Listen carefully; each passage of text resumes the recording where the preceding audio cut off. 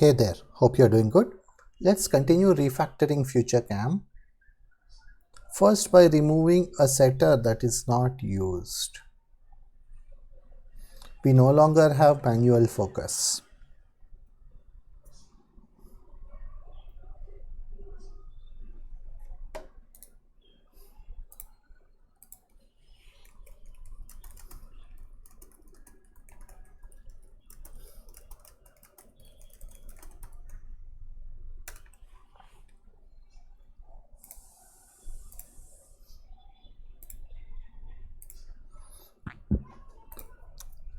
Moving on, let's try to remove this is recording,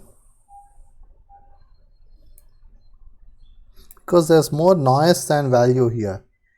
You have a comment, you have a getter and setter, you have two verifications which never trigger, by the way, so this is fine. Like, it's good to keep verifications in but not have a whole forwarding function for that purpose, because when you have A invokes B invokes C invokes D, and no one in the middle of the chain does any work except talk to the next guy, the code becomes convoluted and hard to read. And Java code is often like this. Java is a fine language, but Java culture encourages over design, so you have a lot of BS. So don't have it. Okay, so let's get rid of this.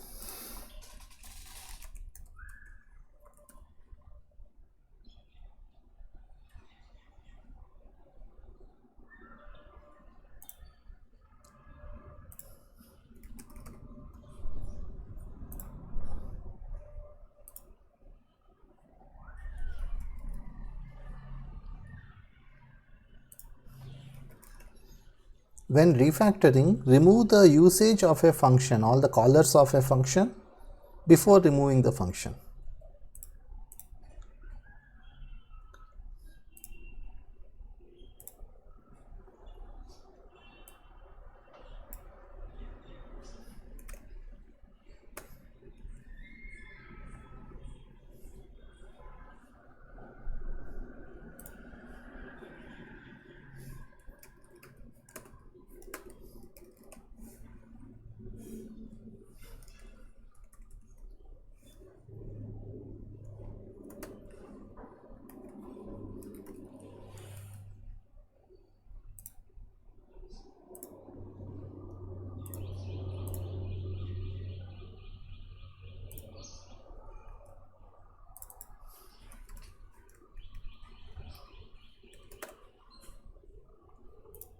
Some people may be bored or annoyed by doing such refactoring. I don't feel that way, because I feel it's easy and relaxing to do such work which can't go wrong, or the possibility of going wrong is very low.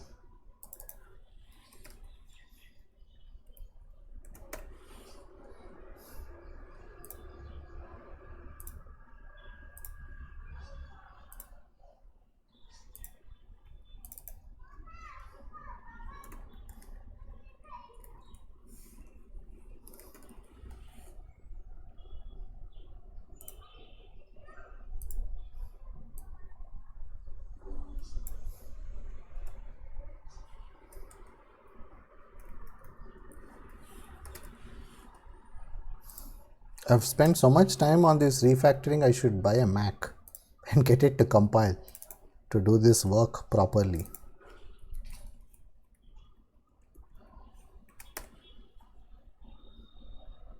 But on the other hand, dealing with CocoaPods is a major challenge.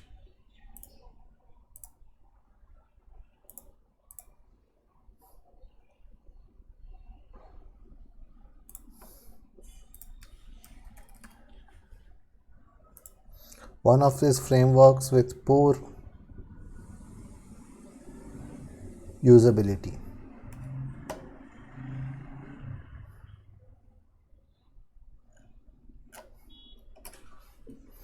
You need to understand how it's implemented just to get the build working, which I don't care.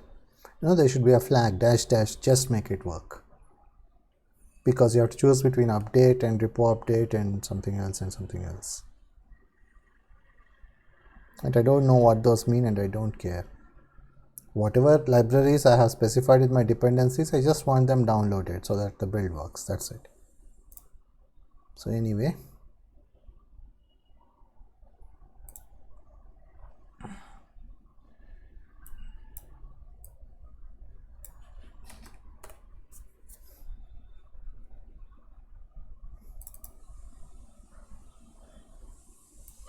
yeah, this comment is out of date. There's no photo mode anymore.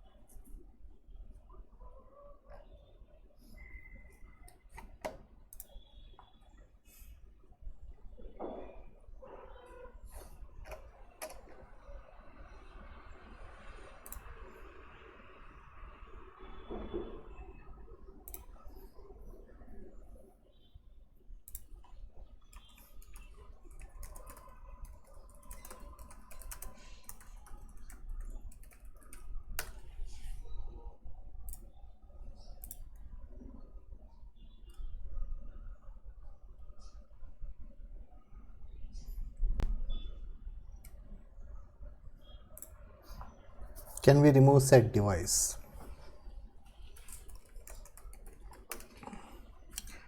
It's defined once and it has two modes, with or without resetting zoom, and each of them is used only once.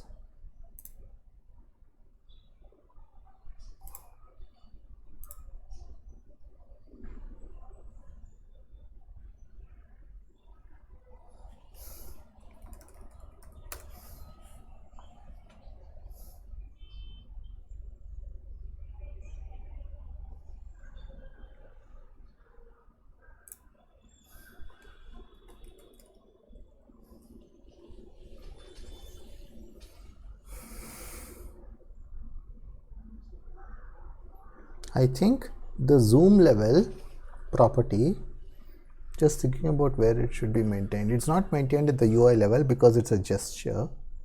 There isn't a place. It's maintained only at the photography level.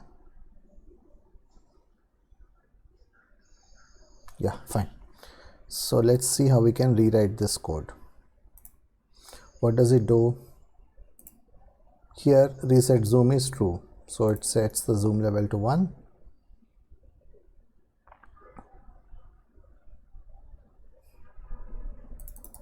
And then it basically adds the new one.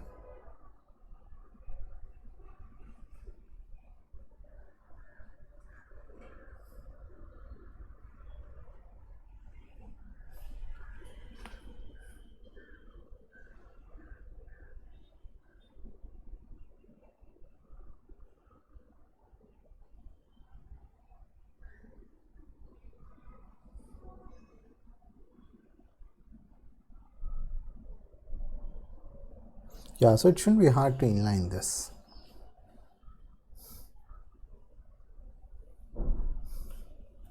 You access the corresponding input. Okay, first you set the zoom level. Let's do it first, because if you are changing cameras, you should configure the camera correctly and then set it. Basically, if you have code of this kind, a dot whatever equal to some value, b dot add a, it's better to write it this way than the other way around, because after adding a, if you configure, two things can happen. B may not respect the updated state, or it may reconfigure itself based on the change to a, which happens. So it's always better to configure a camera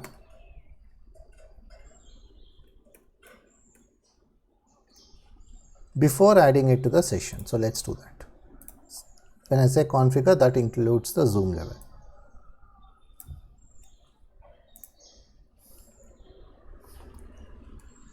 Let device equal to this.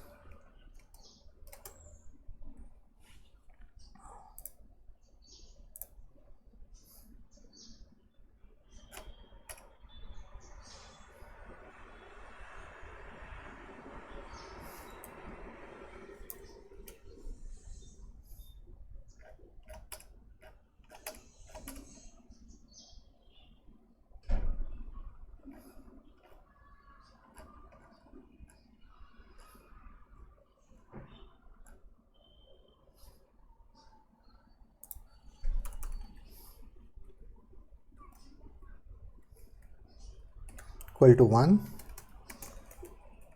zoom out, and then 91 line number, and then after zooming out we have to set the exposure bias.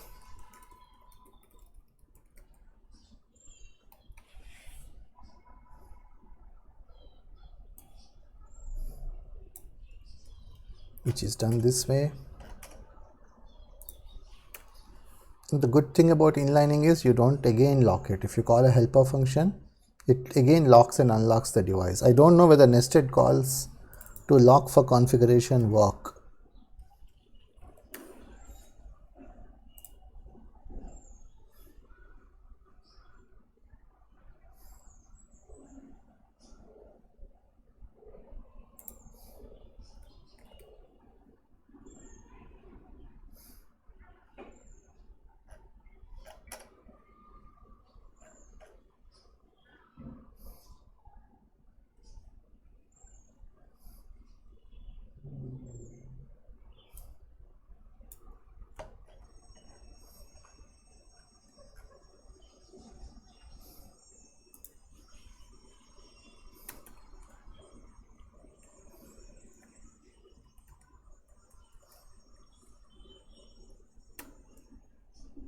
Oops, wrong paste, sorry. This is where I meant to paste.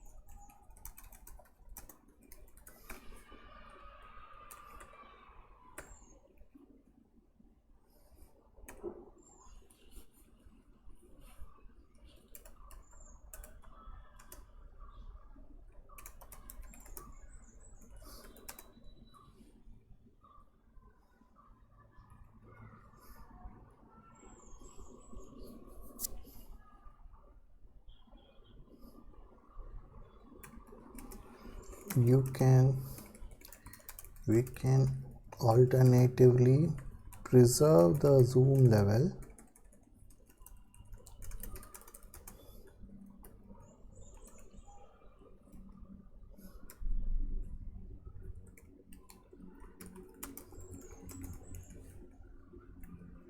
can cause digital zoom, reducing quality. We can alternatively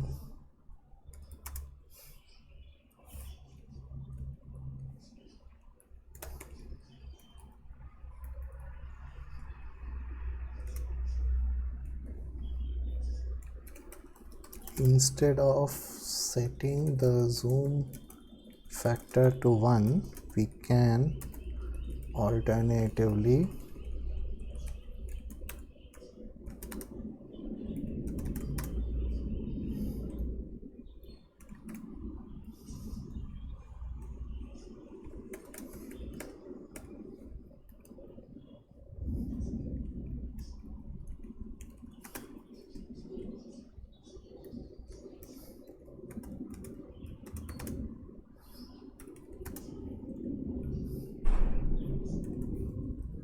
not update the zoom factor, but that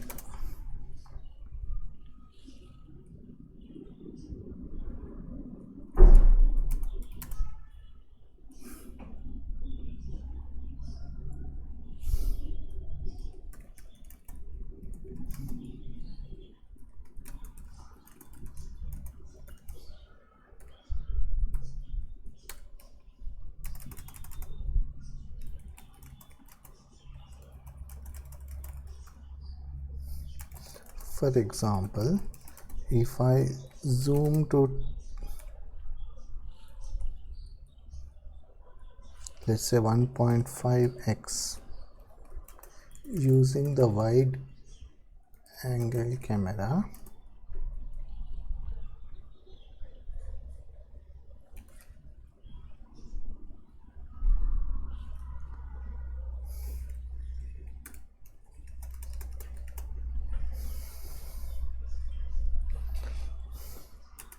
Then switch to tele and zoom to 2.5x, let's say 3.5x, and then switch back to 1.2 wide.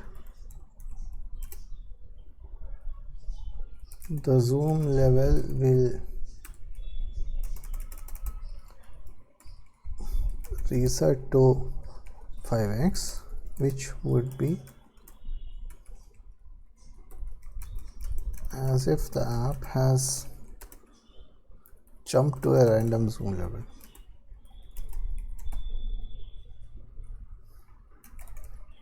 The app will no longer behave predictably, which is a bad UX. Okay. So what is the alternative to setting it to 1? There are two alternatives. Set it to something else, don't set it at all. And this comment describes why we are doing what we are doing, right? We are not doing anything arbitrarily. That knowledge has to be captured. Otherwise, someone will waste a lot of time reinventing it or refactor it in a way that breaks this. Like every single line of code doesn't merit a 9-line comment, but sometimes it does. Because you learned this the hard way. I learned this the hard way by having the app behave unpredictably. I was sure there was a bug. Actually, it wasn't a bug. The code was doing what it was coded to do. It was just not expected. All right. Zoom level. Yeah, and then you just add input. Okay, fine.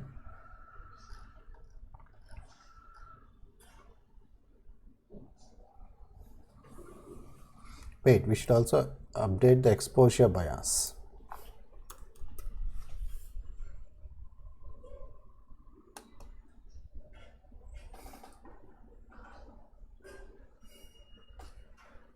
We can't use defer because defer, causes it to be applied at the end, whereas we want it applied in the middle.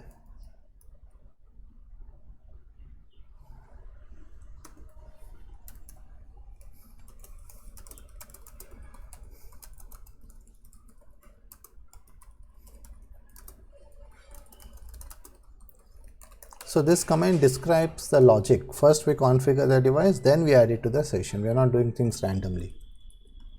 Session.add input device dot corresponding input. So let's see what this is doing. This is true, which means 1.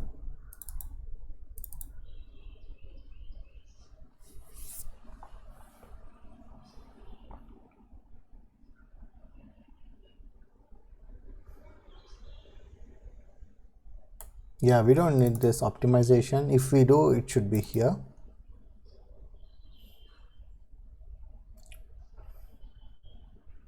Begin configuration, and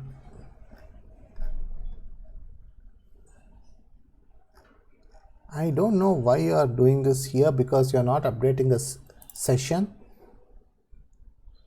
you are updating the device. So this also doesn't make sense. Like independent of this refactoring, this code is broken. It doesn't even compile. You should call session.begin configuration or device.lock for configuration. Okay. I have a blank line here to clarify that this comment applies to the next line, and a blank line here to clarify that this comment is just for this line. It doesn't describe this whole block of code. See, it's much simpler now.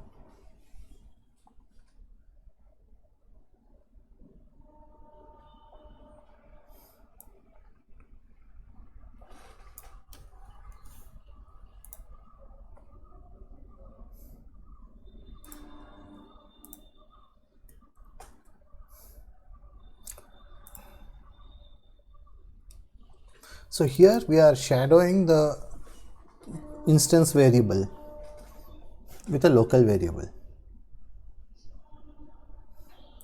which is okay. Okay, now what do we do here?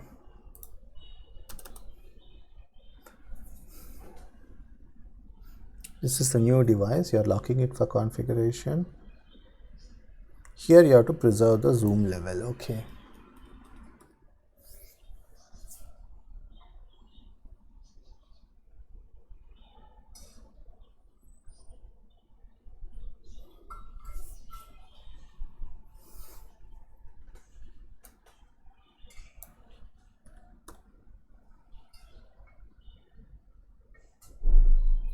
Oh, this code is also broken for the ultra wide camera.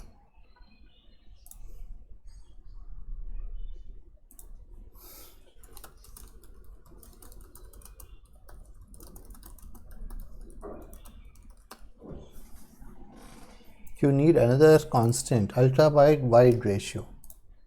Okay, never mind.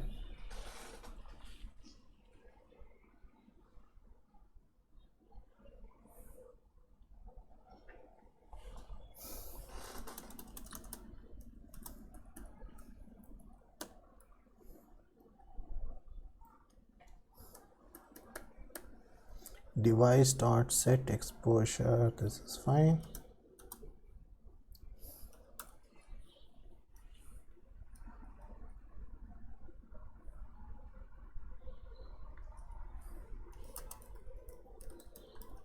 Let video zoom factor equal to device dot video zoom factor. So here you should read the older devices, not the new device, which is this variable. Oh, and this should be not device but tele. AV capture device dot tele.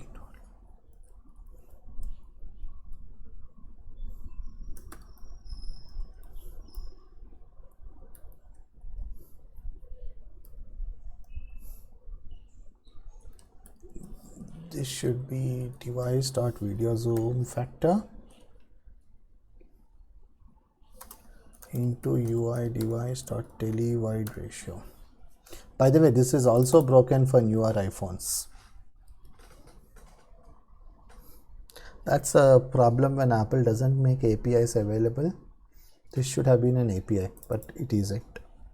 So you hard code it. So it breaks when Apple releases a new phone with a different ratio between the tele and the wide. So it was 2x, now you have 3x also. Anyway, so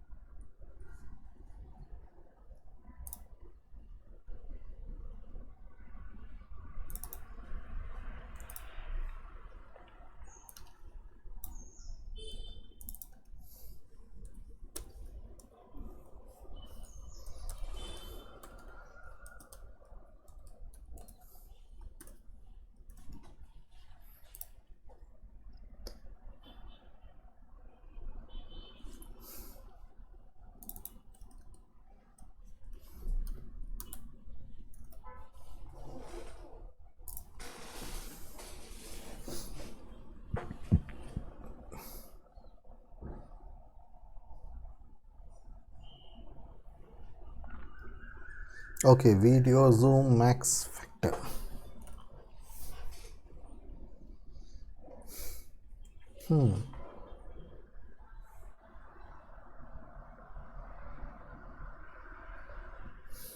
We should have a helper function.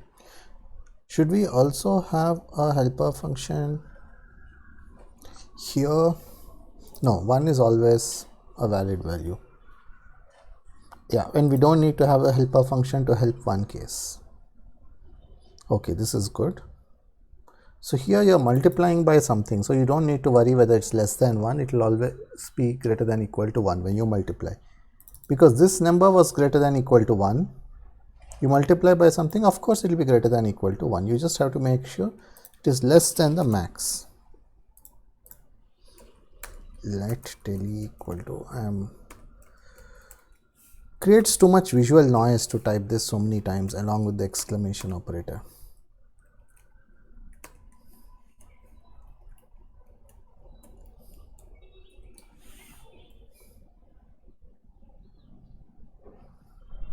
This is the current video zoom factor multiplied by the tally wide ratio, and do a minimum with tally dot active format dot, what does Apple call it, video max zoom factor. Max.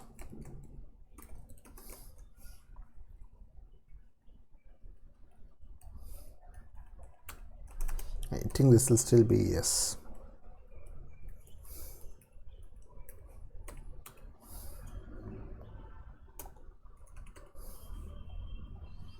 So basically this property called zoom factor has a minimum value of 1 and a maximum value of this.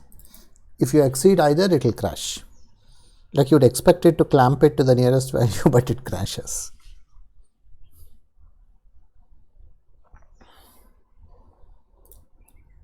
Here you don't need to worry because it's a hard-coded constant. Here you do need to worry. Because you're multiplying, you need to ensure the minimum. You don't need to worry that it's greater than equal to 1, as I explained. Tally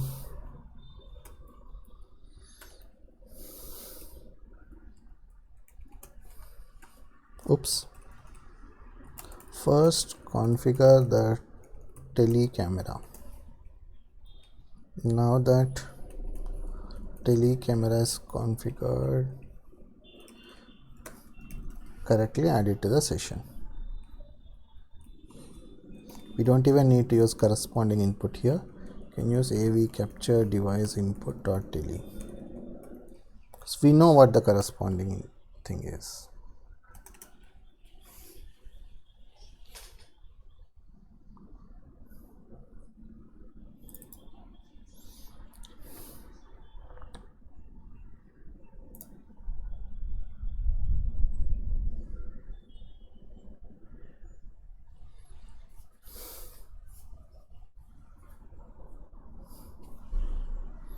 And when the frame producer stops recording, you set camera to match UI, which will reset it to 1. It will reset both the camera. So the logic is the same in both cases. First you pick a camera to use, then you configure these two properties, then you unlock it. Now the configuration is done after this highlighted code executes. Then you add it to the session. Same logic. You pick a camera, you lock it, you set these two properties, then you unlock it. Now it's fully configured. Now you add it to the session. Great. So now this weird, when you have a argument like this essentially makes the function behave as two different functions depending on whether this is set. Don't do that. That's bad code. It will be clearer if you write each of the cases separately, because when you did it that way, you are able to use a hard-coded constant here and give a rationale. And here you are able to use a better API.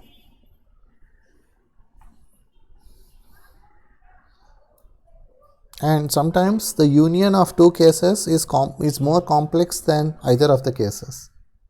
So suppose you have two functions of complexity 10. Sometimes if you refactor it into a common function that handles both the cases, the complexity of that function is 12. That is good. Instead of 10 plus 10 for a total complexity of 20, you have 12. But sometimes the complexity becomes 40. In that case, you should delete the common abstraction and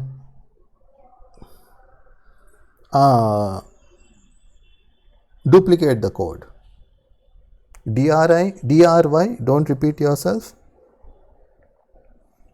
should be used when it helps. Sometimes it doesn't help. As with any design guideline, nothing is set in stone, which is why you need judgment as a good engineer. It's not a question of following a rule book. Sometimes abstracted things can be hard to understand. I never was able to understand exactly what this does, let alone other people in the team. And every time I had to deal with a bug that involves this function, I would have a sinking feeling. Oops. Which again is a code smell. This is not just broken for the ultra wide camera, it's also broken for newer iPhones. But we have a to do for that somewhere else.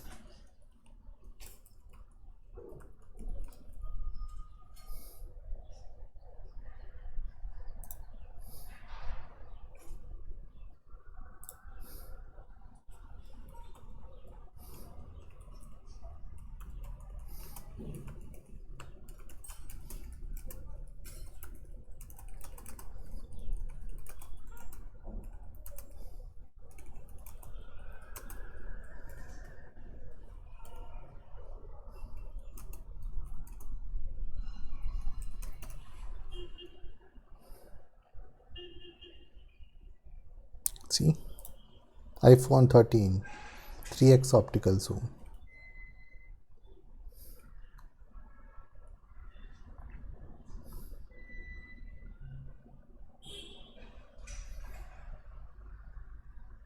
See, iPhone 13 Pro has a 3x optical zoom. iPhone 12 Pro Max has a 2.5x. So there are like so many variants of it. Some phones have a 3x, some have a 2.5x. Okay, 3x or 2.5x, and some others have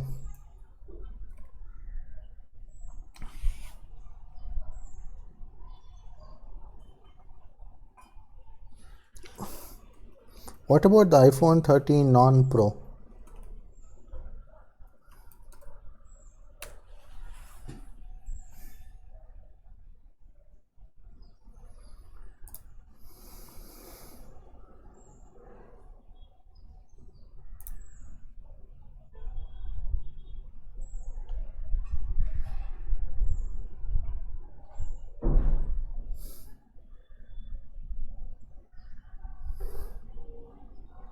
Where did Tilly go? Oh, it has only wide and ultra wide. Okay, never mind.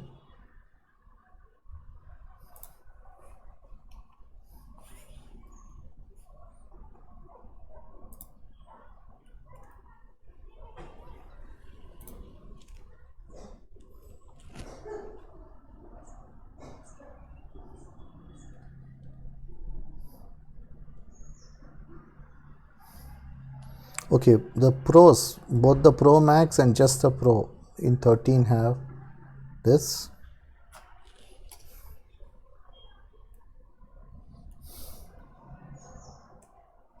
Yeah, never mind.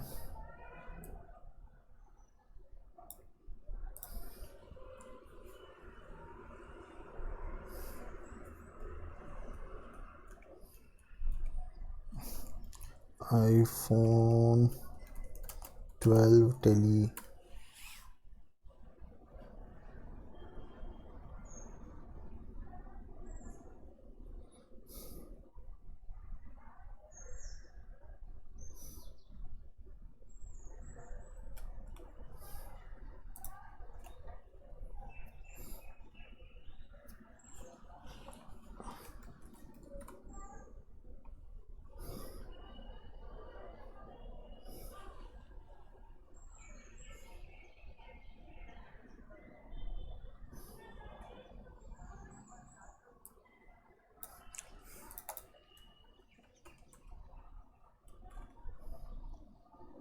some others have 2x, but their device model names need to be listed in this array.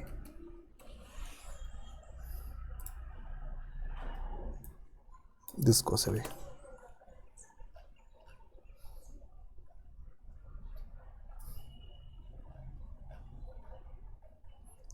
This chunk goes away.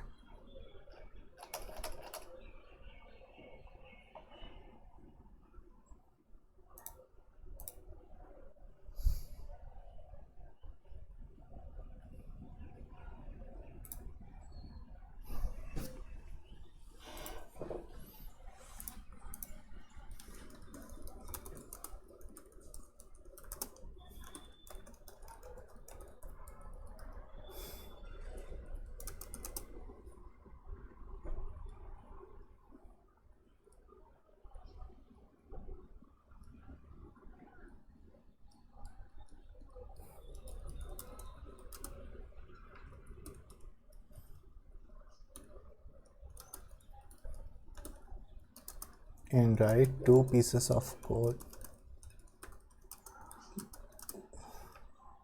one at each call site, which is simpler.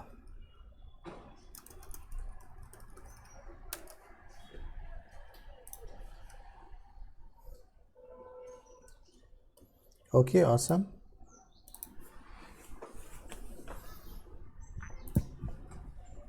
How are we doing on time? 38 minutes. Okay.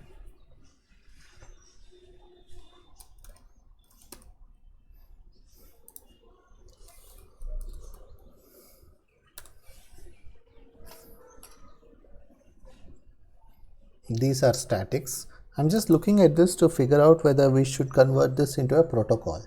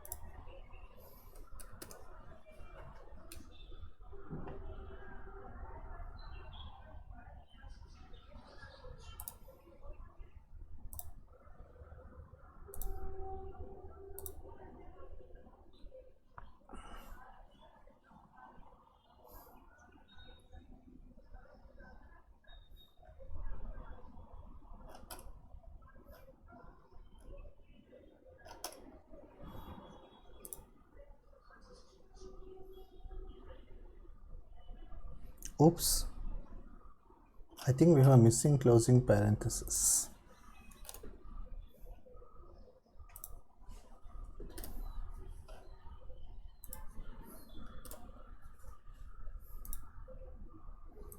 Global find replace is often more work than you think.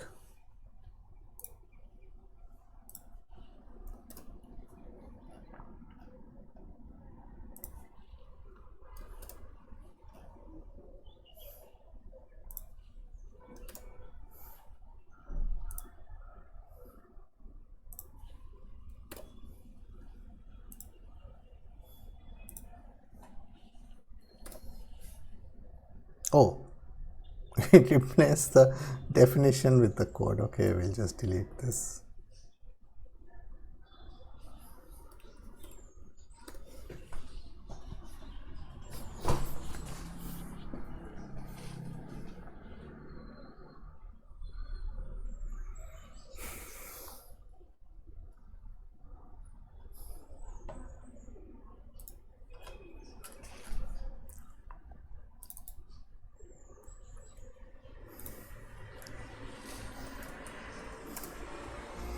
This helper function doesn't help. This code is probably easier to understand.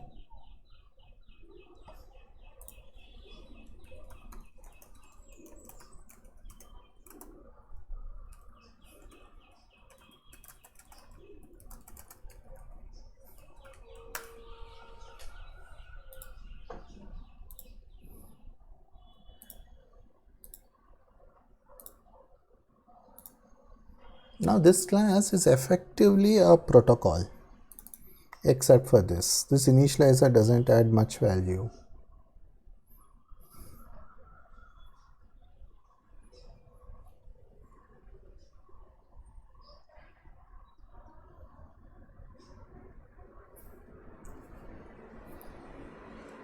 You do have one property here which is stored and you can't like do anything with it.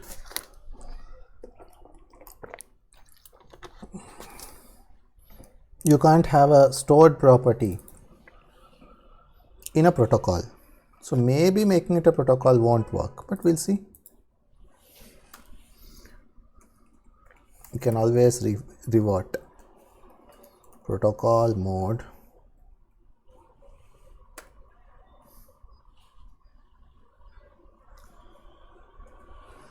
Swift statics in protocol.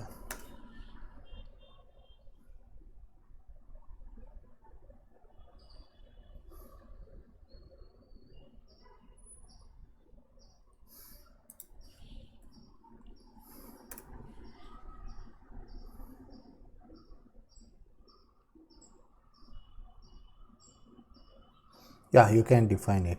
I remember reading about it earlier. These should be in an extension. Extension mode.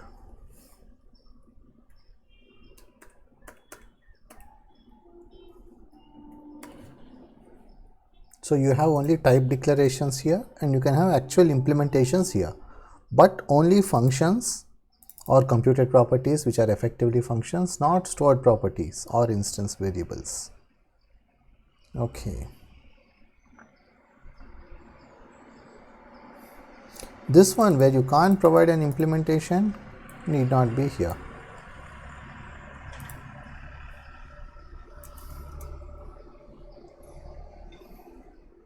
This is a runtime failure, you shouldn't have that.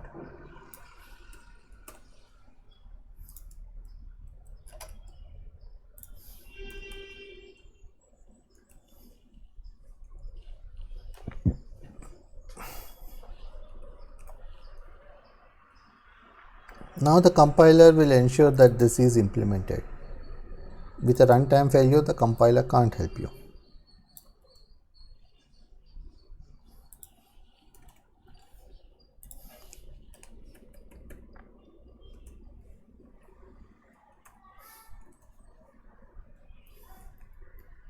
Remove needless grammar like this is.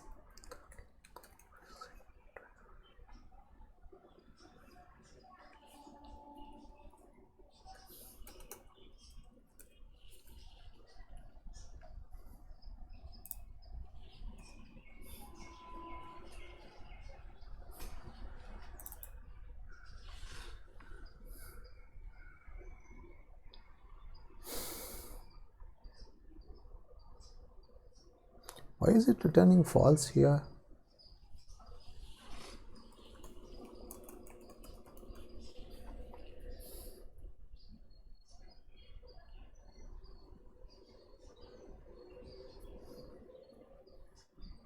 Oh, time-lapse mode is never locked.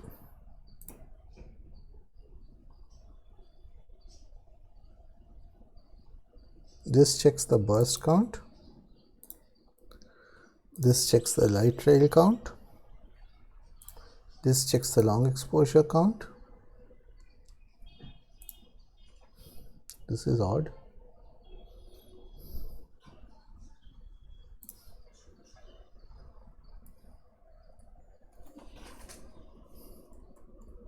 User defaults. I'm sure there'll be a time-lapse count. Yes.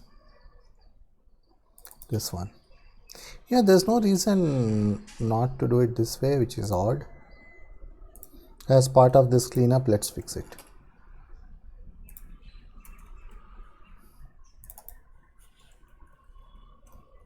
This is something that Swift has, which other object-oriented languages like Java don't have. You can have in a protocol, which is an interface to Java engineers, a static property or a class property, and this is dynamically dispatched, similar to an instance variable or a method actually, but it doesn't have access to this. That's why it's class. So to give you an example,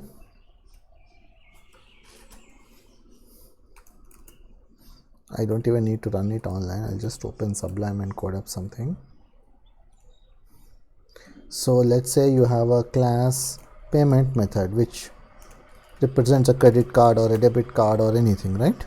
And you can say class var type string,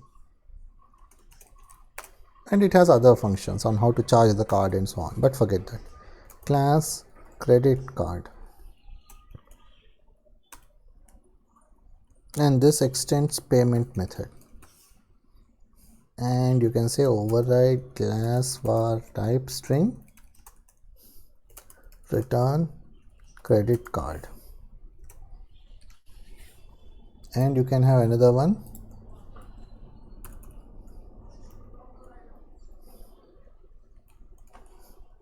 let's say some kind of crypto card. I don't know what the crypto guys call it. Don't leave comments on this video telling me.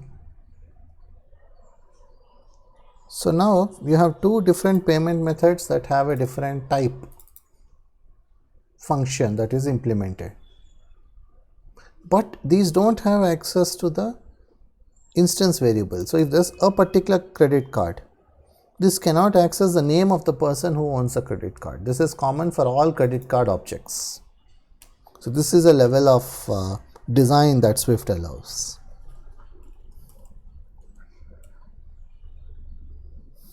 So we need to define is logged in time-lapse mode.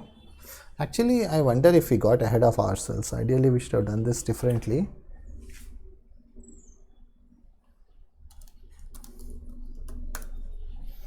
This is my second Git workspace, the online version of VS Code. It's nice of Microsoft to provide an online IDE for free. Hope they continue doing it. It's not just some kind of beta.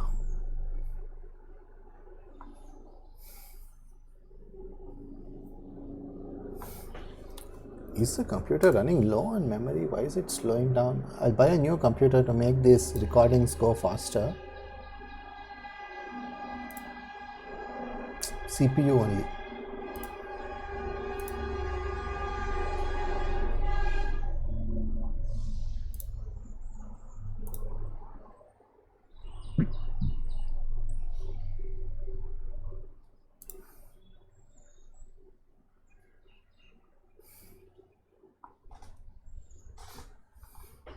Okay, never mind. We'll leave this idle.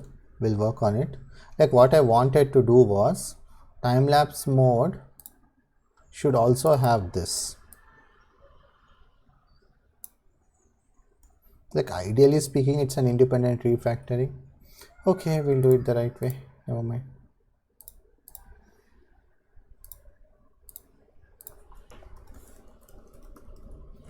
Have I made any change to time-lapse mode here?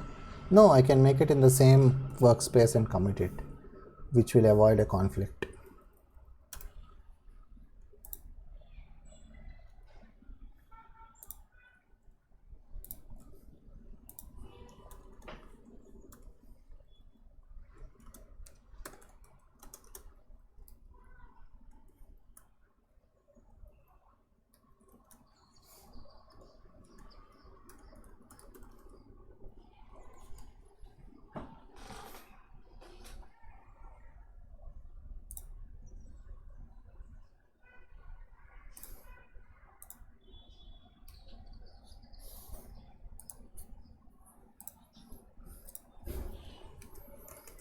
Fix a bug where the time-lapse mode would never get logged even if you capture dozens of time lapses. Unlike the remaining 3 modes. So you don't want inconsistency. The other thing you can do here is, yeah, never mind, let's just commit this.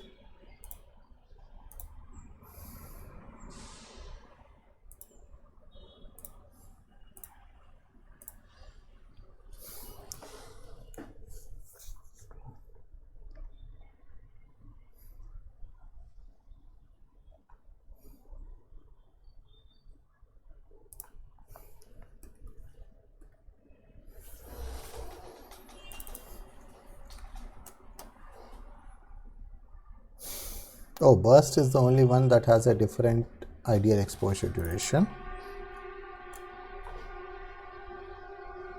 Burst and time lapse have a different, okay, these can be here.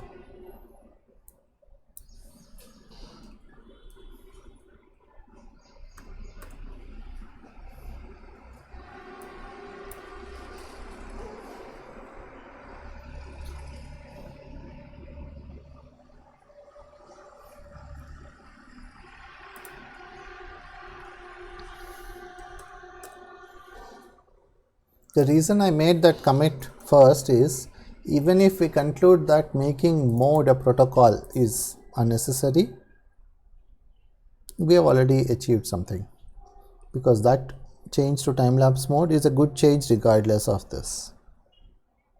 Okay. Function stop recording.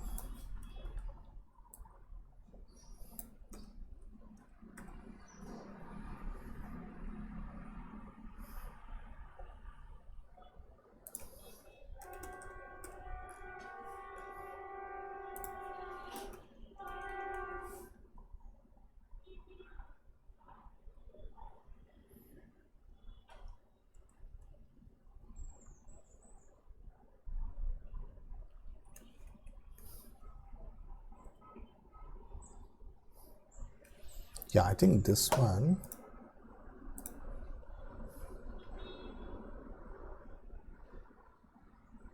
Shutter button released can still be in the extension.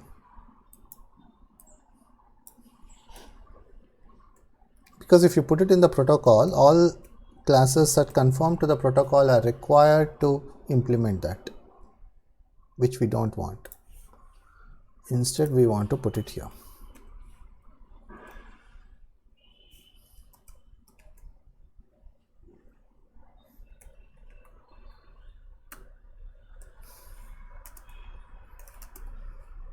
The default implementation is empty since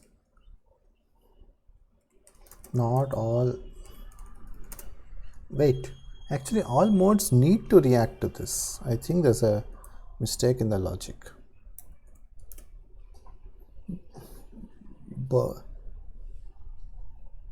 Burst mode. Yeah, no.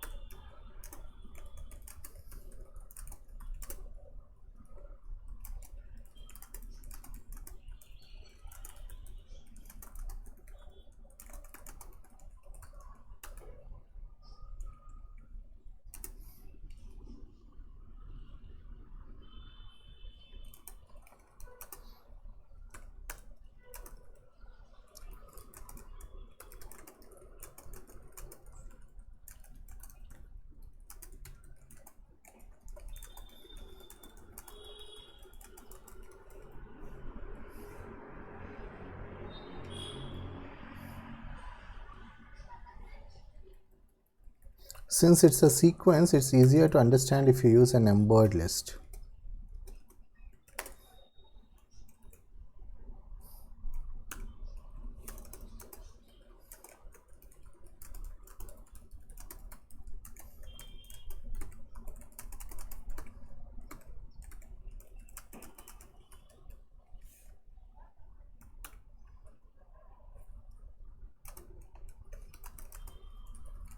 Since this is an example, it needs to be in a separate paragraph by itself. The rules of communication, writing, English don't change just because it's a commit. Is in progress. After some time, when the user wants to stop, he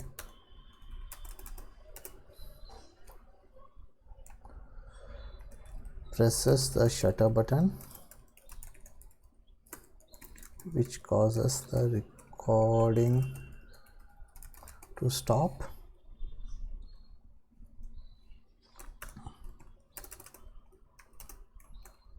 Releases the shutter button.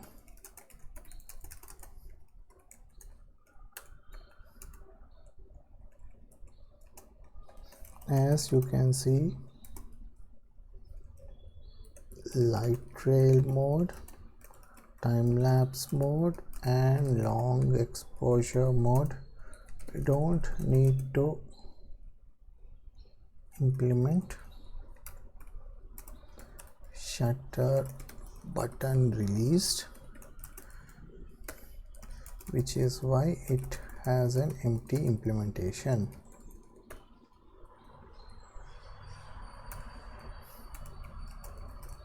On the other hand, burst mode starts recording when the user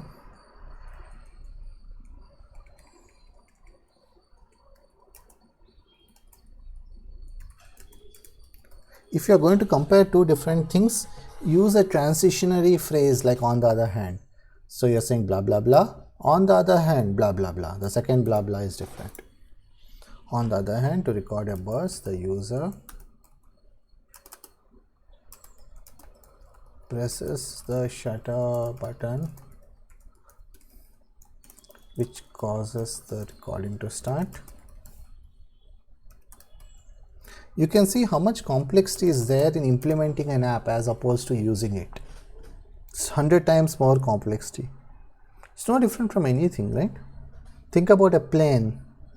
It's easy to board a plane. Well, you can say you're not using the plane. Okay, take a car. It's easy to drive a car. But me left to myself in my entire lifetime will not be able to build a car to the level of quality that today's cars have.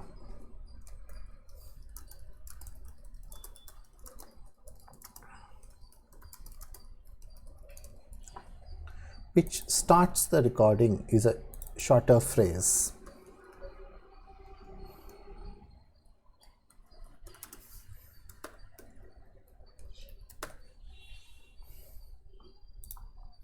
Writing these comments takes time. You may be bored watching this, but it will take again 10x time or 100x time for someone to figure out without the comment. So you should never think, oh no, it's taking time to write comments. It's an ROI. If you're spending whatever, let's say I've spent 10 minutes writing this comment and it can easily save hours of time for someone who would otherwise have to figure it out. That's definitely worth it.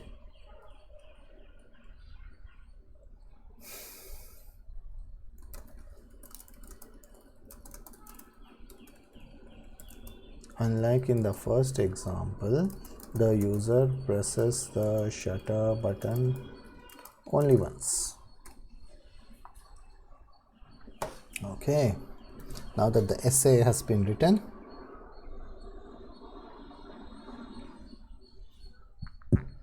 why do we need this stop recording?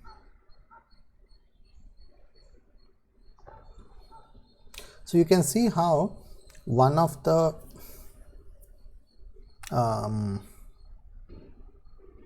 benefits of using a protocol instead of a class is it separates the interface and the implementation better. So for example, since you have shutter button pressed and shutter button released, using these two, the protocol should decide whether to stop recording.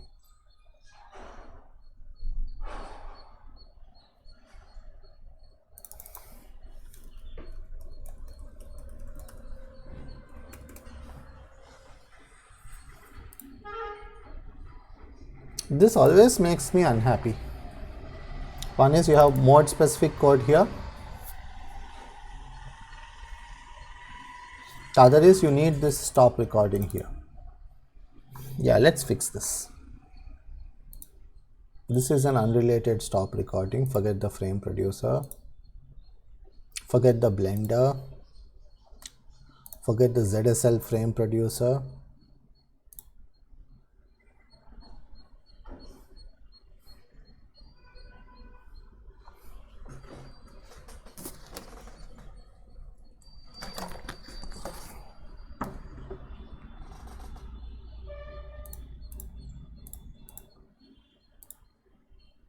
You shouldn't have these super calls. I'm happy we are making it a protocol. It's getting better.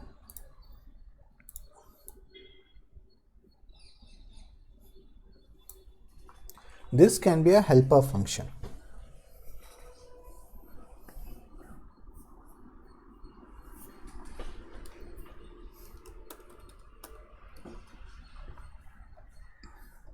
Should the metering code also be fixed?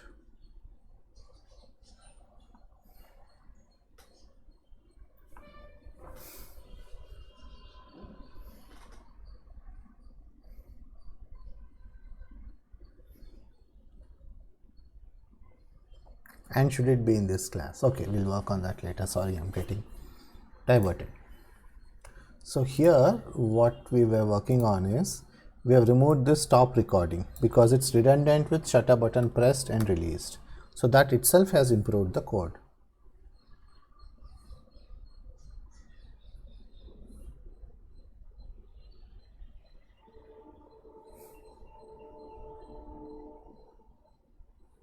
Actually, let's do this. Instead of deleting this code here,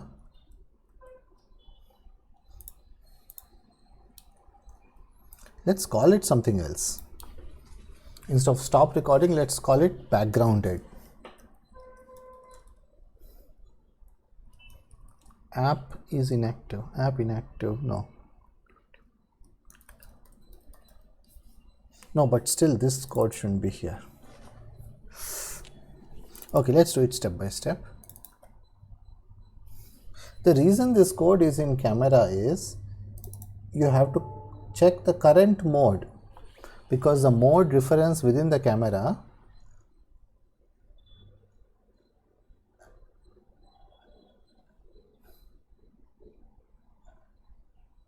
which is here can keep changing from time to time.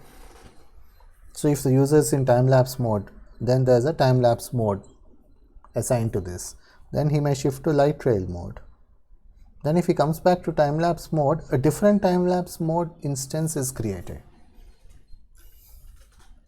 So that is why this code is here. If the code were elsewhere,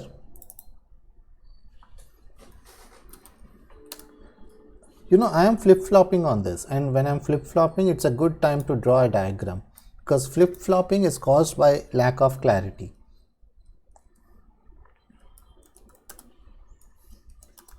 And a diagram will bring you clarity. This is how the current code works. iOS informs the camera by observing this event, and the camera informs the mode.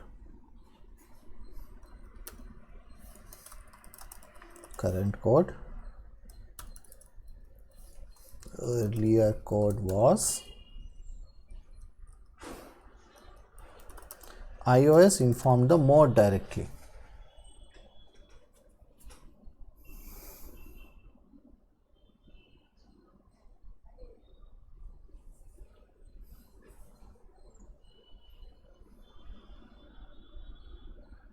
But the problem was the mode had to check with the camera to find out whether it is active.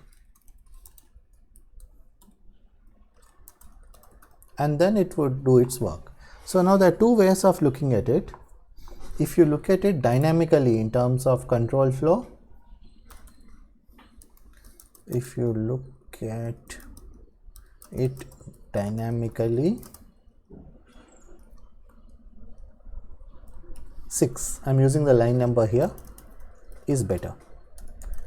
If you look at it in terms of a minimal interface, 2 is better.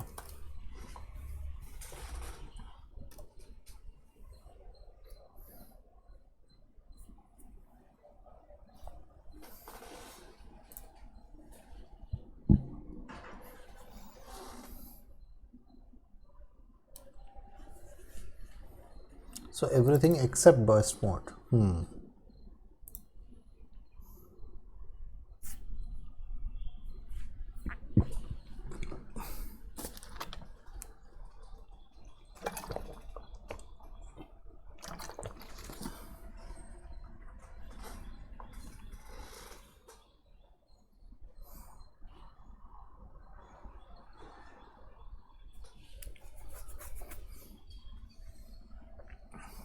So one option is, instead of calling it stop recording, call it app inactive.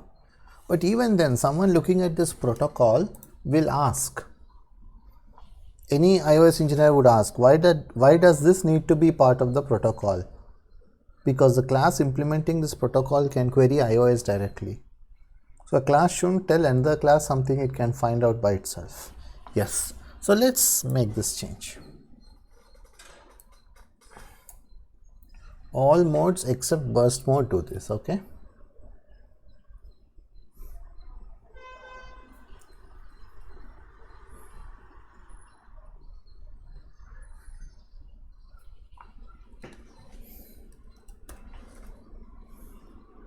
Okay, never mind. No, it's becoming too big. It may be a good refactoring, but not for now. For now, we'll just call it app inactive. Func app inactive. Or we'll even call it stop recording. We'll leave it as it is. Let's just get this mode in place.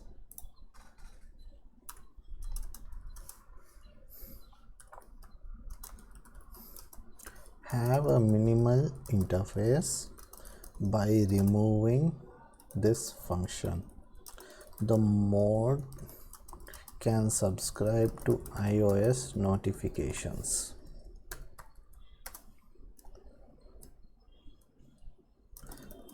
Camera shouldn't have to tell the class, tell the mode that the app went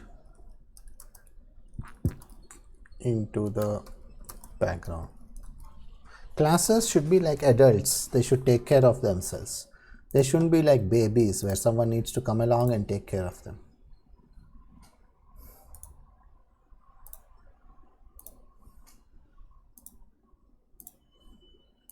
There's enough going on here. So yes. Okay, now what have we done? We have moved. I was kind of thinking about two ways to do this. One is have a protocol called mode protocol and still have a class called mode which conforms to the mode protocol as a temporary step. So if you know this, let me just do this. This was all overthinking for this commit. Like, it's not overthinking generally, it's overthinking in the context of this commit. So let me park that thought for later. So here currently the code is like this. Mode has various subclasses like light trail mode, time lapse mode, etc. Mode class, current. Oops. This is the current system. The target is mode protocol, light trail mode, time lapse mode. This is the targeted design. I was in two minds. Should I move from the current design to the targeted design, or should I have a middle ground or a midway design and then move to the target? So should I go from current to target or current to midway to keep the scope of the refactoring smaller? Target. And the midway design is mode protocol. You'll have a mode which is a protocol, and then you have a mode class that implements it. You should call it something else to avoid a name conflict, and then you would have time lapse mode and so on. So I was in two minds about this. So let's try going directly. If it doesn't work, we can do this. So the three things that give a runtime failure, which are user description, Firebase name, and is locked. User description, Firebase name, and is locked. This should not be giving a false return value, it should be implemented in the subclass. So it should be giving a runtime failure, and since we don't want runtime failures, we put it here. So the compiler will ensure that any class that conforms to this protocol implements these, and it also needs to implement shutter button pressed.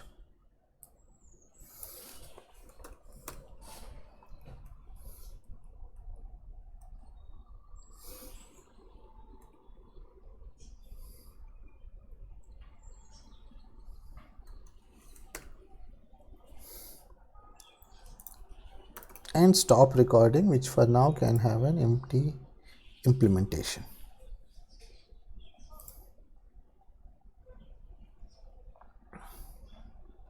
So here shutter button pressed was giving a runtime failure. The other two, stop recording and shutter button released, were not giving a runtime failure. So they are still here with an empty implementation. So far this hasn't changed. Now we need to work on each of the classes.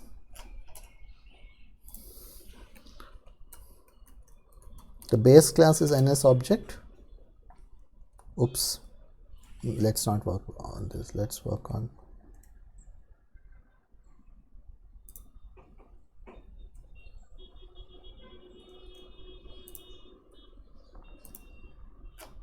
long exposure mode. It inherits from NS object and it conforms to the mode protocol. What are the expectations of the mode protocol? User description, firebase name is locked. Let's maintain the same order for consistency.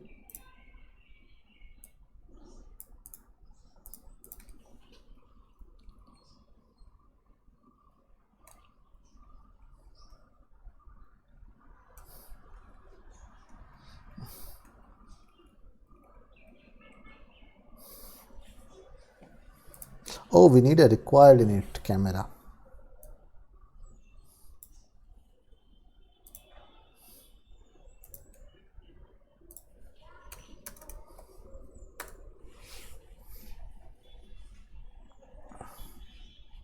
Again, I don't know the... So Swift has this arbitrary rule. Sometimes it says you have to use required, sometimes you shouldn't. Whatever. So I sometimes don't bother, I write whatever I want, I compile it. If the compiler says you must use the required keyword, I put in required. If it says you must not use the required keyword, I remove it. So having the language be so strict, I don't know what it achieves. It's just busy work.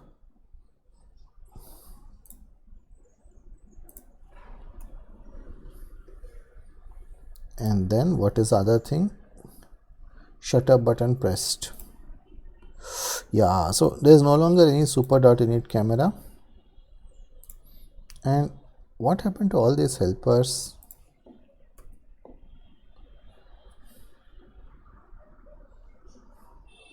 Oh, have I deleted them? I shouldn't have.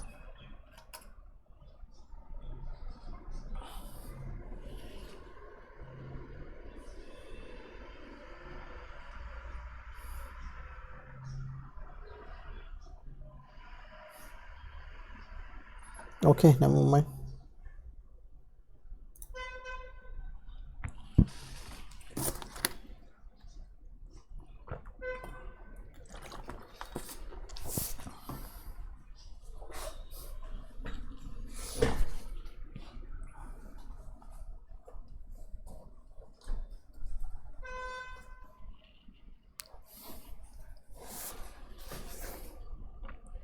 This is needed because the camera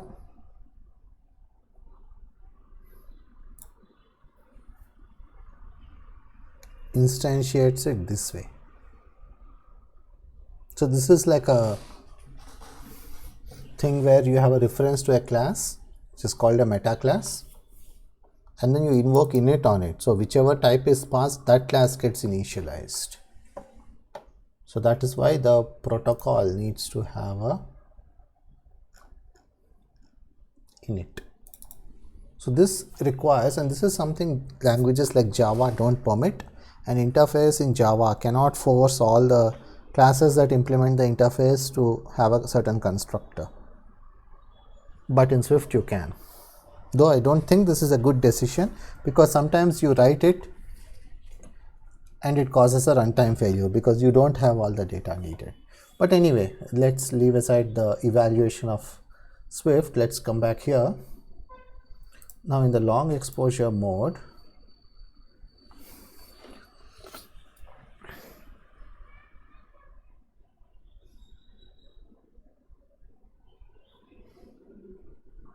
sheesh, we need to look at these final vars.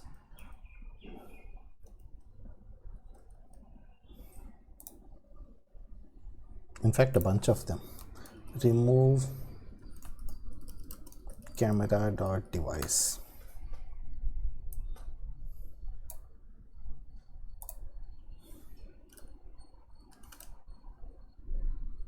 Yeah, search for final var.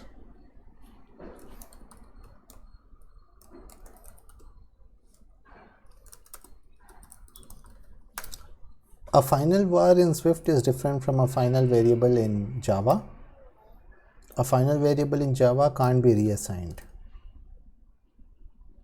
So in Java, if you have class Java class and you say final int I equal to 7 or 9 or whatever, and you have final void say hi, and it has some code, system.out.println I am a Java class. So let's say you have this Java code. The word final means two things in these two contexts. Here it means it can't be overridden. Here it means the value can't be changed. So it means const. In Swift, if you say final let I equal to 9 and you say final func say hi and you print I am a Swift class, the final for a function behaves the same way as in Java, which is a subclass cannot override it.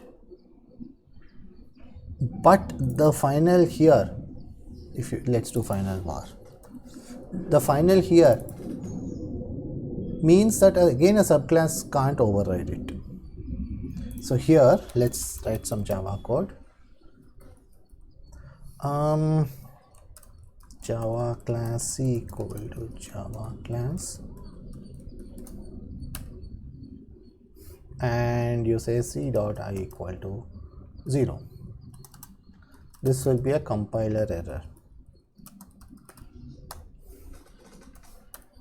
Now in Swift, you can do var C equal to Swift class, C dot I equal to 0. This works because it's var, it's not let. So final does not mean const in Swift.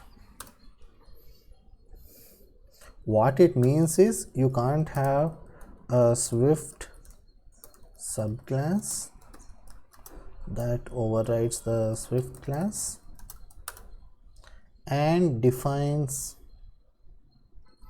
var I return 32. You can't override this.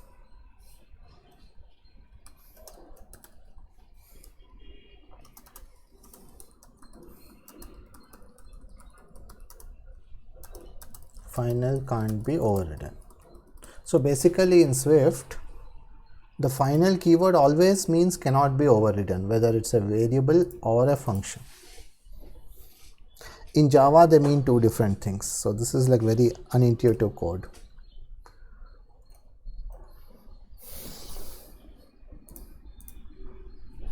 And final let. Who knows whether we have that or not. Okay, never mind. So these two will work on later.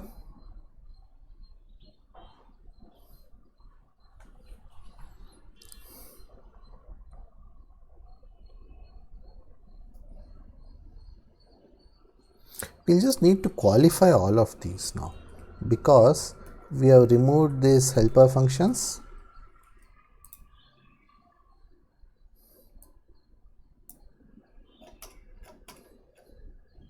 All of these helper functions, we have removed them because we no longer have a stored property to use. So we'll have to do camera.session, camera.mode.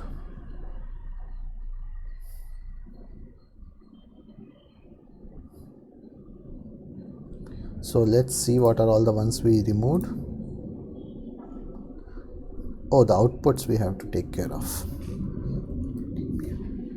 This is camera dot photo output. Is that the only one? Yes.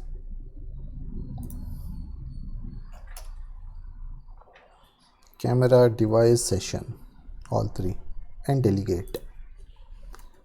Device, that's it. Session,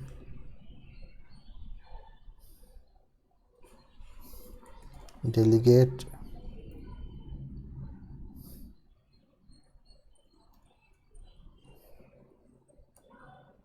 yep.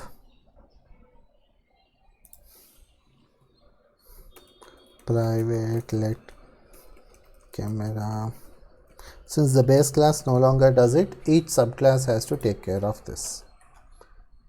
And instead of calling this, we have to do self.camera equal to camera. Okay.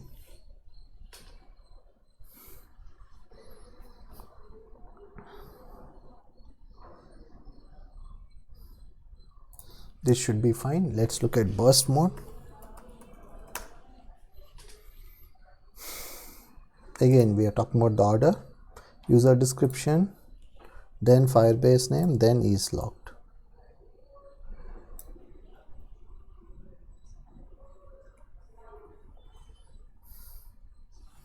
Then we have a private camera.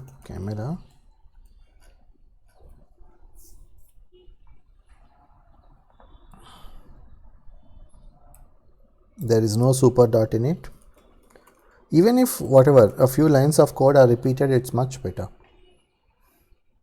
Because earlier we had this yo-yo problem when yo-yo problem is a bad design where you have too many classes and subclasses in the hierarchy. So you have mode, then you have abstract video mode, then below that you have two different modes. So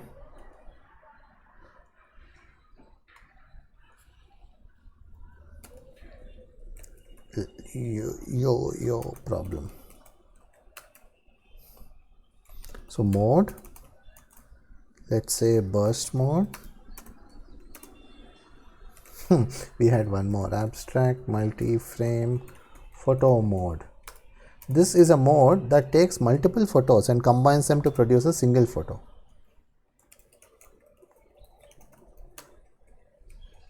And then you had an abstract video mode. Swift unfortunately does not support abstract classes, so the compiler doesn't help you there. You have an abstract video mode, and this is anything that saves a video, which is a light trail mode, which is a time-lapse mode. So now, this is the evolution of the class hierarchy. First version was like this. Now the problem with this is you have code in 1, 2, 3, in 3 levels of the hierarchy. If you are looking at long exposure mode, you have to look at its base class, abstract multi-frame photo mode. But to understand that, you had to go here, and then that would call.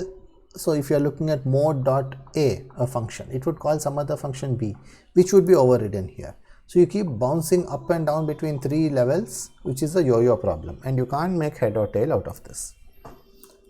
So the second version of the code, I cleaned it up. one of the earlier videos in this series.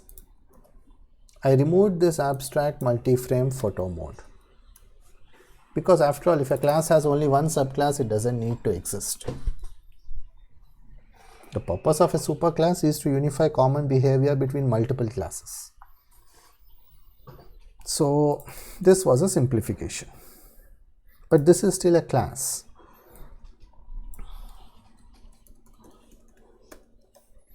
So now the next version, the one we are trying to build in this video, mode will be a protocol. So there is no yo-yo problem anymore. If you are looking at burst mode, you look only at burst mode. The protocol only defines functions, not an implementation. At least not stored properties.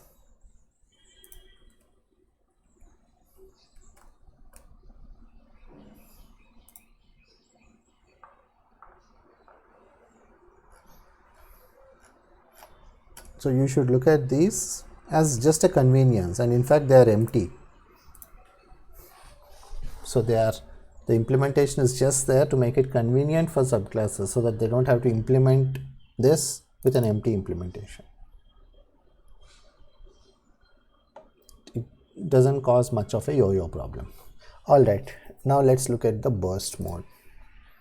So the order, then we defined camera, then we change this. Now we need to look at each of them. Output, camera dot session dot add output, camera dot video data output. If camera dot session, camera dot, so output is fine, then we need to look at device and delegate and session. Okay, we are not using device. Are we using the delegate? We are not. Are we using the session? No, we are fine. So this class should be fine. Now we'll need to look at the abstract video mode. Wait, do I still have abstract multi-frame photo mode? Okay, good.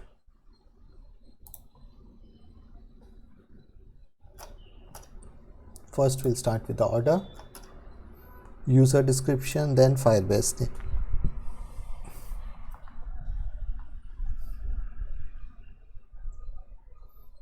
These should be fixed. I don't like this. It's not always this. Anyway,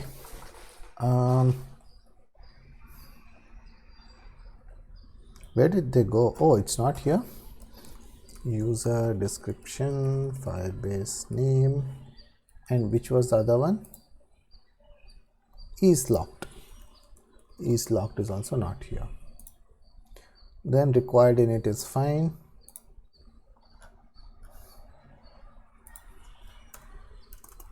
Private let camera,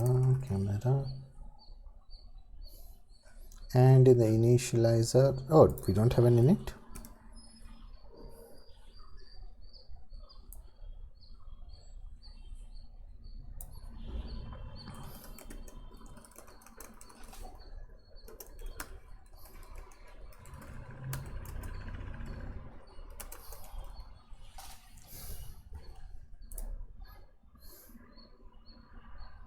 Then you have an init, then you have shutter button pressed and released and stop recording, which are implemented as usual. So it's not that much of a refactoring. So we have to look for device,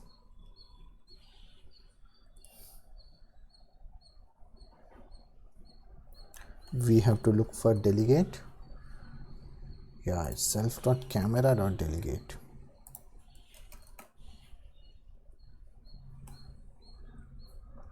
We have to look for session. We are not using it. We have to look for outputs. These are fine. Okay, cool.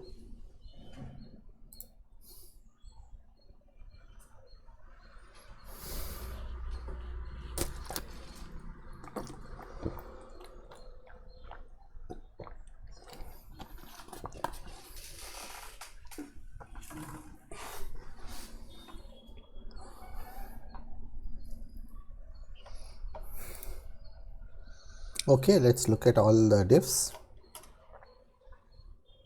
We have defined a protocol with 5 things in it, and we have an extension that defines 2 and some static functions. All these helpers are gone. Let's look at long exposure mode. It has to inherit from NS object. This also has to inherit from NS object because you have to have some base class in practice. And the order is user description, then firebase name, then logged. And all the initializers have to store their own camera reference. Then they have to qualify everything: camera.session, camera.photo output. Long exposure mode looks good. Burst mode cannot subclass mode, it has to subclass NS object, which is the root of the hierarchy. Again, user description, then firebase name, then is logged. Then you have a initializer, then camera.session, camera.video data output rather than just video data output.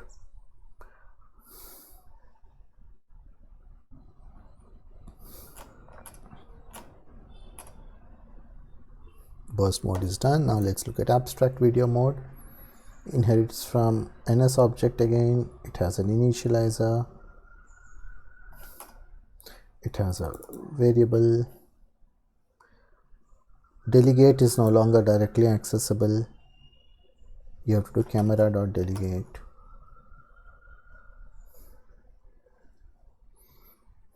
This went easier than I thought. Make mode a protocol. This one will do it in the GitHub app. Shit. Apple's shitty app is starting up.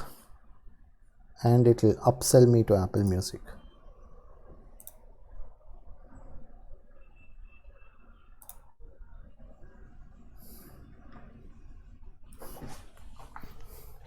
Okay. Make mode a protocol. This really improves the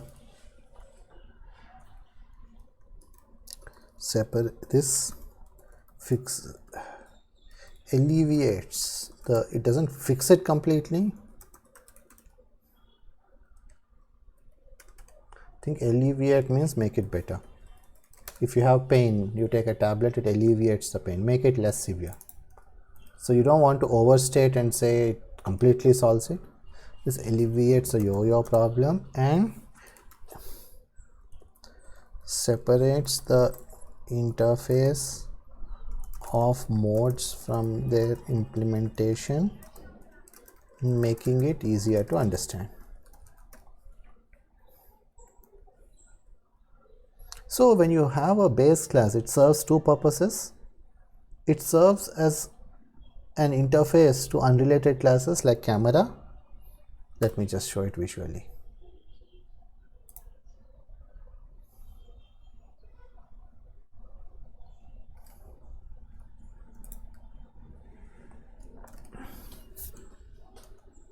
Using Sublime.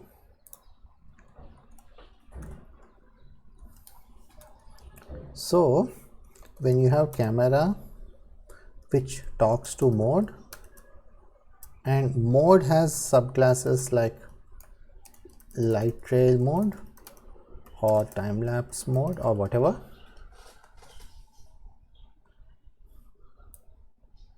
Whatever the modes are, I'll just call them A mode and B mode because the specifics don't matter. This mode class serves 2 purposes. It serves as an interface to camera. It also serves as a helper to A mode and B mode. It provides common functionality. When you make mode a protocol, these 2 roles are separated out. Now it provides only the interface. And anytime you have 2 classes which are talking to each other too closely, which is called high coupling, because the class should have a single responsibility. If 2 classes are working together to deliver the same responsibility, then that's a half responsibility.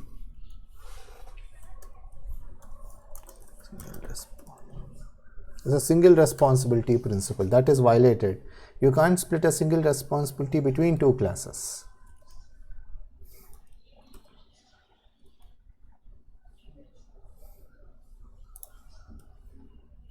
So anyway, this is good. Now let's see if we can remove camera.device.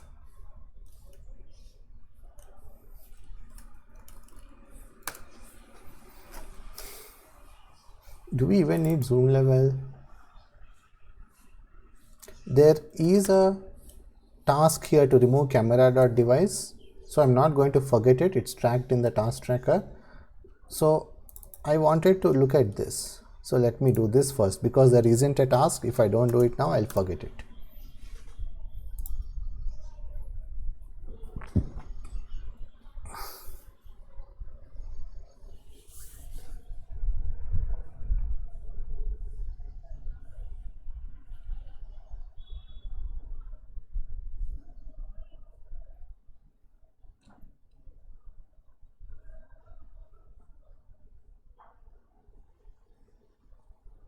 This is fine.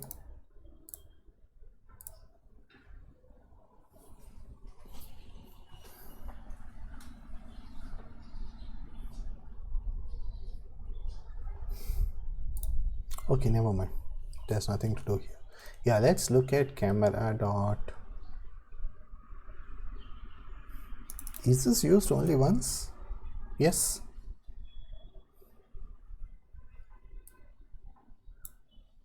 Okay, never mind. We'll leave it as it is. There's change mode, there's init, there's set camera to match UI, there's focus and expose for.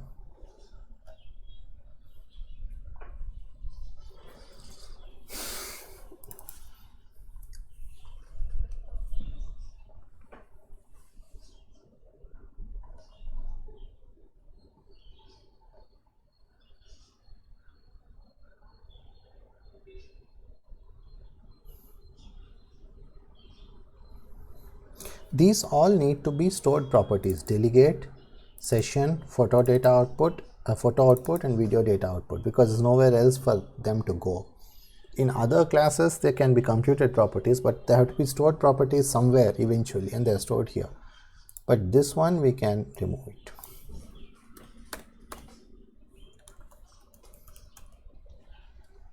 How many results? 32. Okay, I'm going to be stubborn. I'm going to fix all 32. The reason I want to fix this is there are two different devices. One is the device selected in the UI, which is obtained by asking the delegate. The other is the device that's actually being used at the hardware level, which is obtained by asking session. And most of the time these two are in sync, except when you get a callback, or not a callback, a call from the UI layer down to the photography layer saying that the user has changed the camera. At that instant, these two are out of sync, and that function brings it back to sync. So in general, it's always good to clarify and disambiguate, because when you have this helper function, people will just use device without thinking it through, and I don't want that. Device.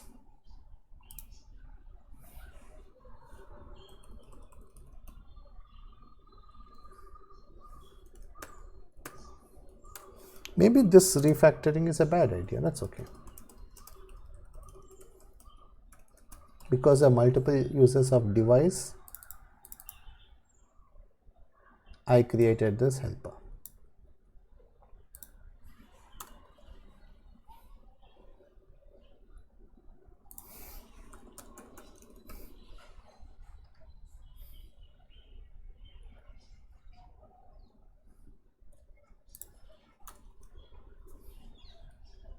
Oops, here you already have one. See, this is where you need to disambiguate. Session.device is a device, delegate.selected camera is also a camera, a device, sorry.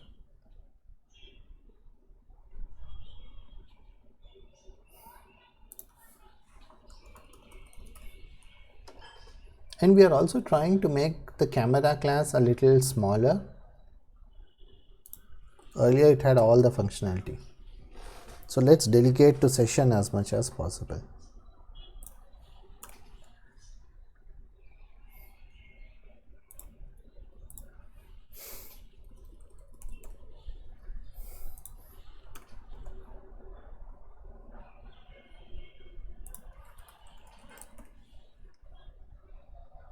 These helper functions are convenient, but they can also encourage bad design. Because they're convenient, you use them without thinking whether you should.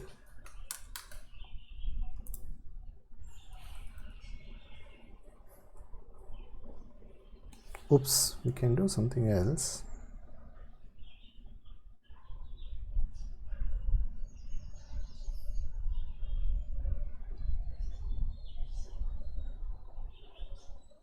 Yeah, it's okay.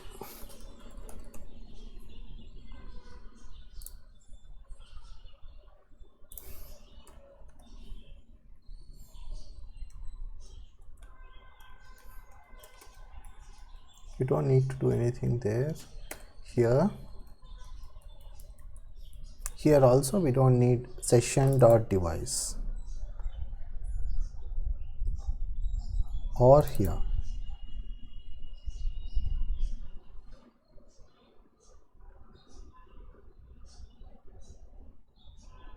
The only place where we want to use this is here, because this is an async function, isn't it? Prepare for next call is used here. No, it's async only here. Okay, whatever, when it is called asynchronously, by then the camera may have changed. I don't know whether that is or isn't going to happen, but if it does, you want to access a new camera. So let's do that.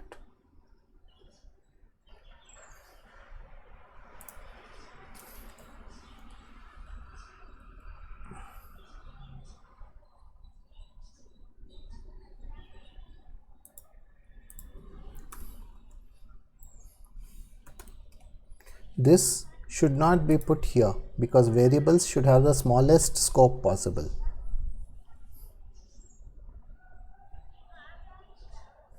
Okay, let's look at our work. Here we are using it.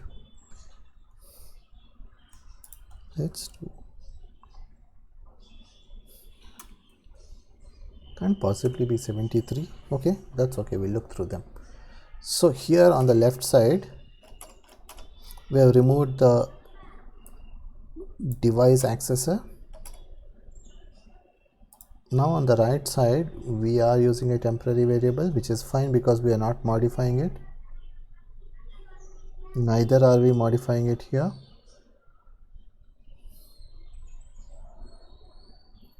You are changing the zoom level, you are not changing the device, so it's safe. Here we are qualifying it. Here we already have a local variable, here we are qualifying it.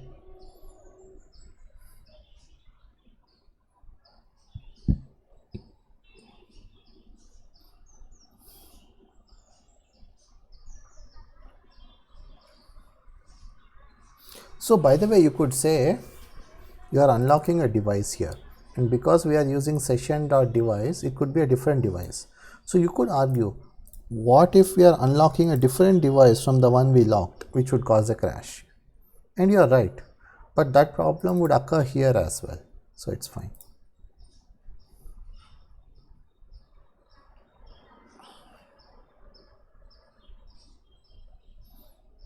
Again, the goal of refactoring is not to introduce new bugs.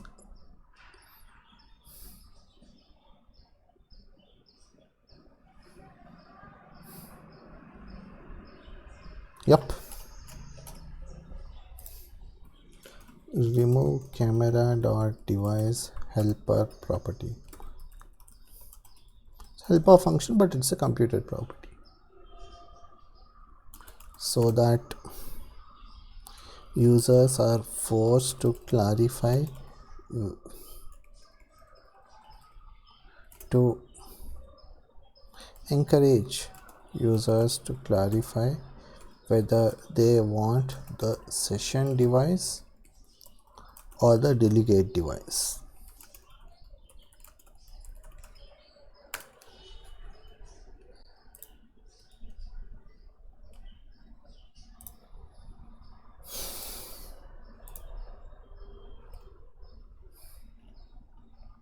That's the only accessor here. There's something else we could do.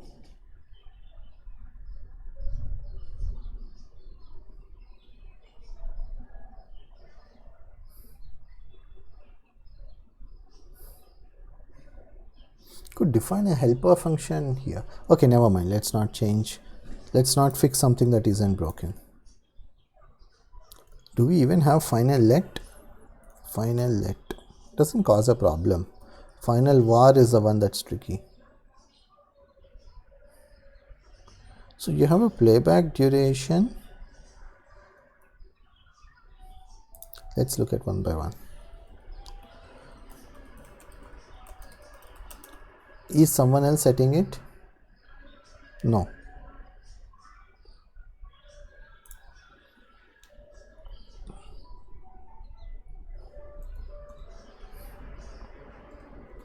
I don't know the order of keywords. I don't know if the compiler is finicky.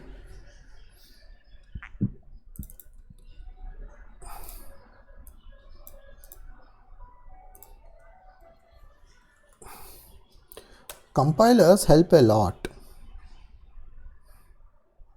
but they often do things that don't help either. They waste your time with trivial things. I don't care what the correct order is because the meaning is the same.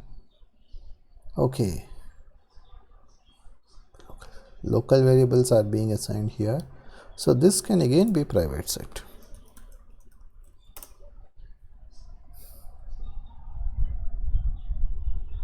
Yeah, we should also look for finals here.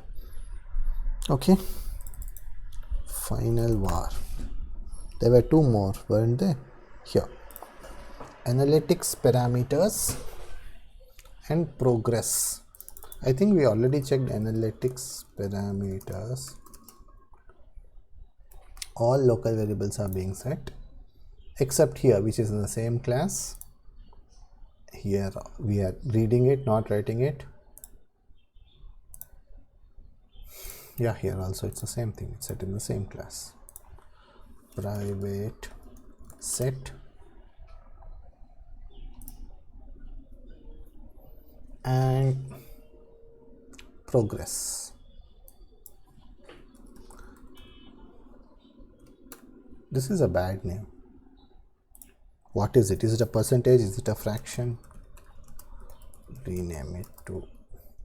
The comment says it's a progress fraction, but it should be renamed. Oh, we are never setting it. This is odd. We can as well delete it.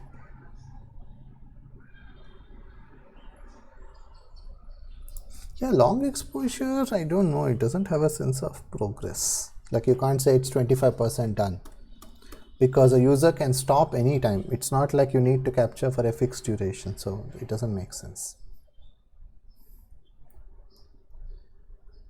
It's like for a live stream, you can't say what percentage is done, right? For a recorded video, you can say you have watched 50% of it. Not for a live stream because you don't know how long it will last yet. Okay, great. The final vars are private set at least, so one step better.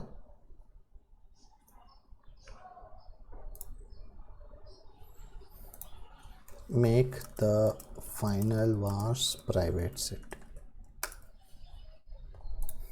Like at least no one outside this class can set them, they can read them. Now we'll look for final. Is there a lot?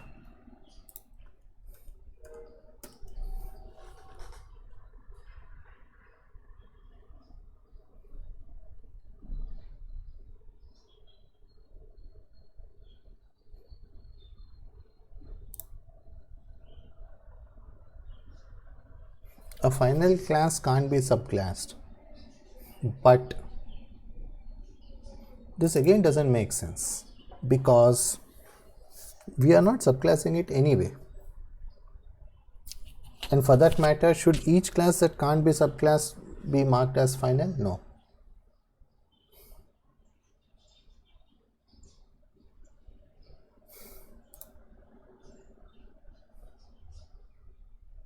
And if this is final, why is this not final? Oh wait, this class itself doesn't have subclasses. Again, we are unnecessarily using final. Like if you want, you should make the class itself final. Then everything in the class becomes final, which is what you want. Because otherwise someone could ask, why is this final and not this? Abstract video mode has two subclasses, so it can't be final. Now these two ensure that the properties in the subclass, I mean the subclasses can't override these. But then again, you can say the same thing for this. So what are all the classes that have subclasses? Obviously, abstract video mode, delegate doesn't have it, mapper doesn't have it. Like I'm talking about a situation where we ourselves have defined two classes A and B, where A inherits from B. Not subclassing existing classes in iOS. Util. So if you look at better session, it subclasses the iOS session. That's okay. Okay, so now this is practically speaking the only class. Let's do a regex search. Dot star. And then it should match a colon.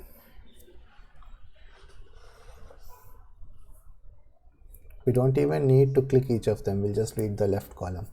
These are iOS stuff. Session, again iOS.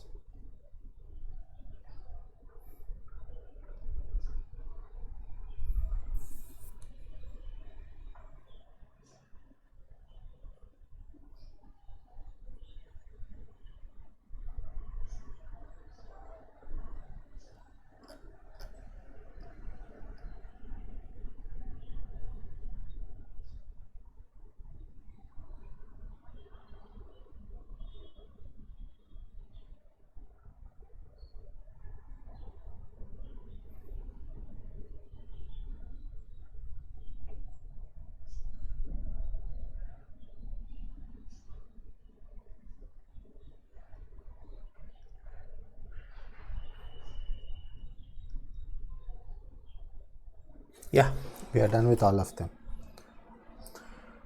This is the only class we have that has subclasses. So now the question is, if you are going to make some final, should you make all of them final?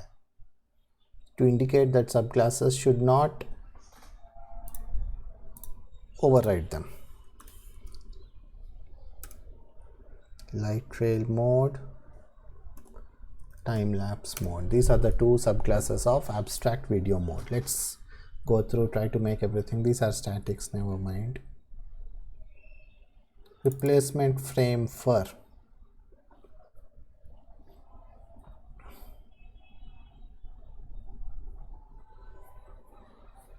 Okay, this is again a runtime failure. Shutter button pressed. Do we have shutter button pressed here? No.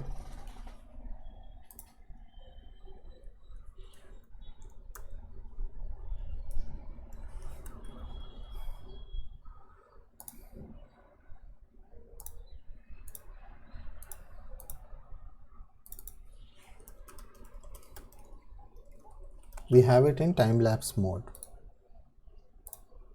So we cannot make it final here. Okay. Frame rate.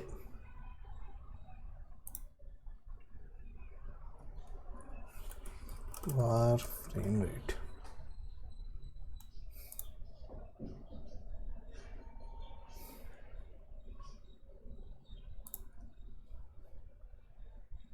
Okay. Stop recording. Is it? Yes, it's overridden, so it can't be made final. Private anyway can't be overridden. Yeah, it's okay. Not seeing much value. certain language features you may not want to use in your project, because everything exists for a reason, but that reason may not apply to you. Do we have enums? Okay. Do we have structs? Okay, good. I prefer using classes, which goes against Swift convention, but still.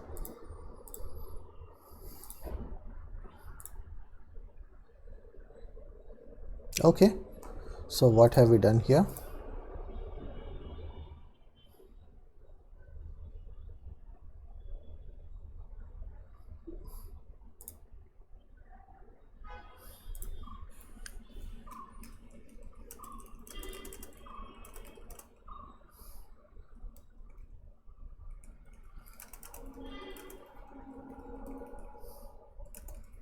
Since we are, so this is just for auto manual slider. Since we are not defining every class in Futurecam that is not designed to be subclassed as final. So basically, in any object-oriented programming language, a class has to be either designed for inheritance or inheritance should be forbidden. You can't subclass a random class and expect it to work. It has to be designed to allow subclassing in a proper manner. And there is a guideline designed for subclassing or else prohibited. You should read this. It's from a book called Effective Java.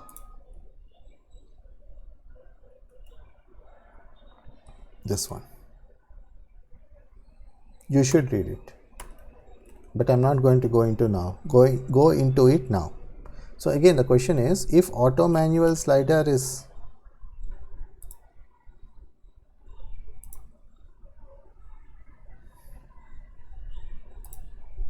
final, why is not every other class?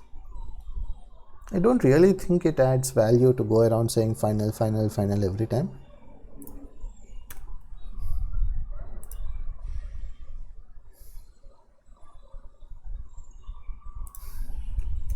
Remove a final member of a class that isn't subclassed anyway.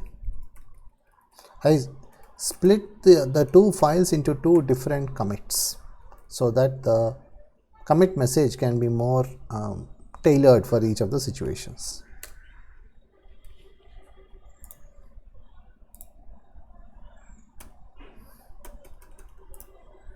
So here, going back to this, we have taken care of all these except for these two. And the question is, should we make this non-final? It's okay, I guess. We'll leave it as it is, since this class is designed to be subclassed. So it would help anyone implementing a subclass that these should not be overridden.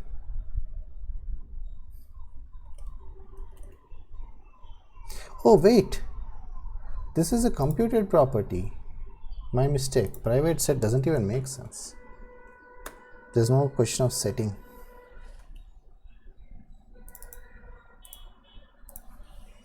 Fix compiler error.